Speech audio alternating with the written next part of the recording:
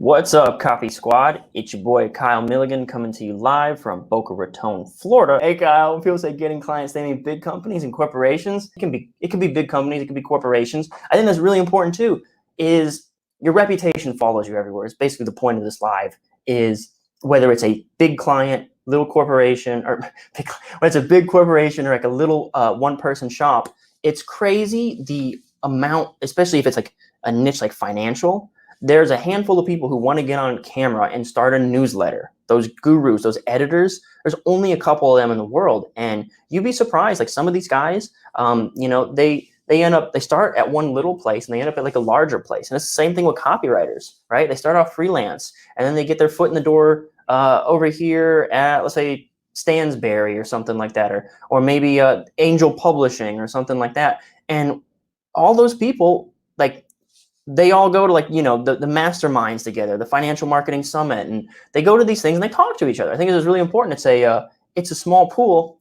The more niche you go, the more your reputation is really critical there too. How to get the clients and at what platform I can find them. Basically, you could do it like the way people are asking for help. Reach out to them. I went online and I asked for help. I got a zillion people respond. The whole point of this thing is, if you're going to reach out, be serious. Take it serious. Like, I think everyone thinks copywriting is a get-rich-quick scheme. Well, not everybody. There is a segment of human beings who have been marketed to in a manner that makes them perceive copywriting as a get-rich-quick thing. If I read one book, I'll make $5,000 this Saturday, right? And it's marketed to them that way, and maybe it's not their fault, right? So I'll do it. There are people who make money writing copy. We can spot them and say, okay, you're one of those, and that's where you get put in one of those boxes where it's like, okay, that guy's a chump, so don't mess with that guy. So my suggestion is go to job posting boards on Facebook. There are guys looking for copywriters with some mettle, with some skill, who want to build their portfolio and stuff like that. I think it's Cult to Copy job board is one where I see people posting all the time. So just say, hey, just throw your hat in the ring. That's how you do it. I saw that on Facebook. But be serious, have follow through, take it seriously. It's a craft that will pay you 6 figures if you're good.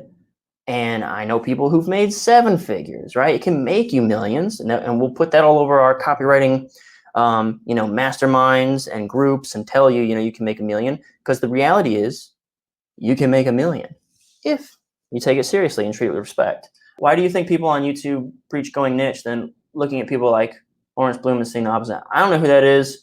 I'll tell you why going niche, because if you wanted a dentist, would you want the best dentist, or would you want a dentist who's also a really great driver and golfer, right? You don't care how well-rounded your dentist is. When someone wants to sell a financial promo that makes millions, they're not going to your generalist.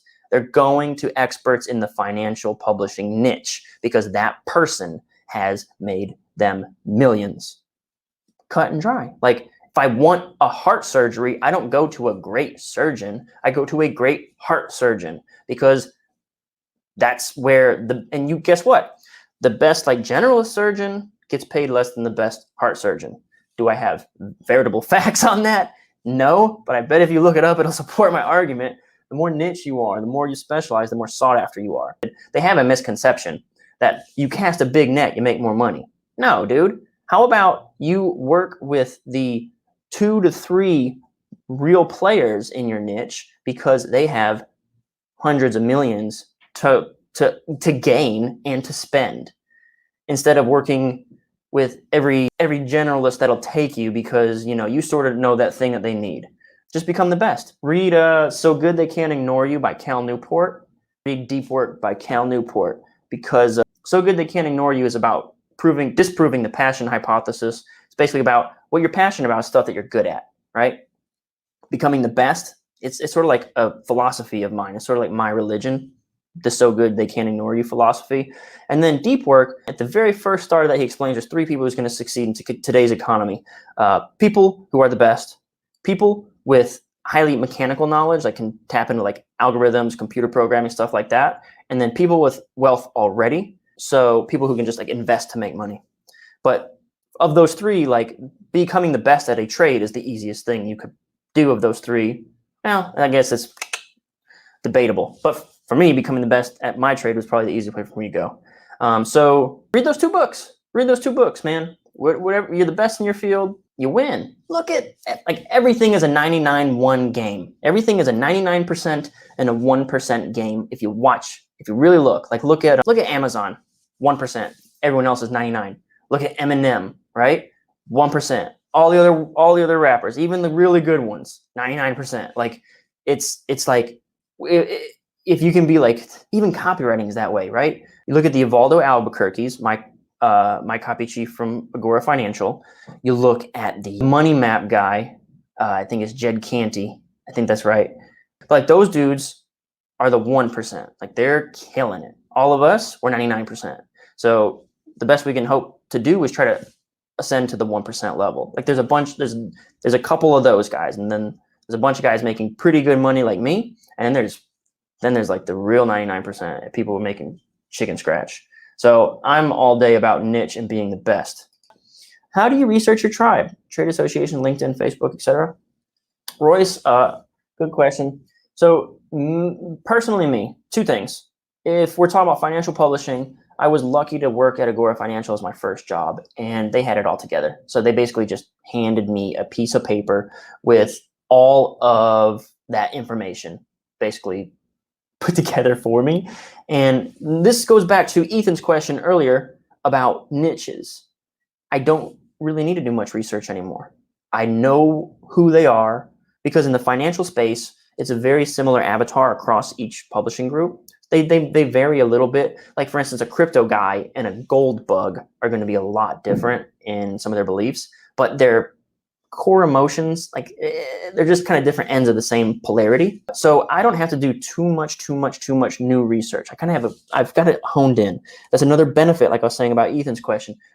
That's another benefit of being in a niche. I don't have to go learn, by just writing my new promo, I know what's hot, because I'm always, like, checking out. Basically, our guy, conservative white older gentleman, likes Fox News, so I can just scroll through the Drudge Report or scroll through Fox News headlines. Or while I'm doing my research for a promo, I'm staying up to date sort of passively, almost on accident, because I'm trying to find research to support my claims. And so the research through the doing, the writing, and the sales letter is helping me research my tribe, because I know what's important to them, because the media puts it in their face. Someone asked earlier about this recent sickness thing that's going on. They said, is this a problem for copywriters? This could be bad. No, it's going to be good for copywriters, because now I have something new, exciting, and emotional to write about. I know it's important because on all the TVs all the time. I know my guy wants to hear about how to protect his wealth during this. So now I just tie it to finance, right? How to protect your wealth during this crazy volatility tailspin, okay? What info should I have in my niche research? As in, what was on that sheet you got from Agora? Their age, occupation, married, kids, political or religious affiliation. Those things go a long way in telling you. Because if you just kind of know their age, what they watch on TV, because then that's it. Like, now you just watch what they're watching on TV. If I know they like news, or not news, if I know they like Fox News and they don't like CNN, well, then I simply look, well, what's Fox News say? Oh, Fox News leans right. It's a little more conservative. Like, they think this about Bernie, and they think that about, Biden and Trump and all that. When you kind of have a feel for that, like, oh, these are the kind of messages I need to convey. That's all I wanted to say. If you want to join the Copy Squad, it's kylethewriter.com/squad. That's the Copy Squad Inner Circle, where we break down sales letters bi-weekly. And next Tuesday, we'll have a conference call where everyone can come on, talk copy and stuff like that. That's all I've got for today.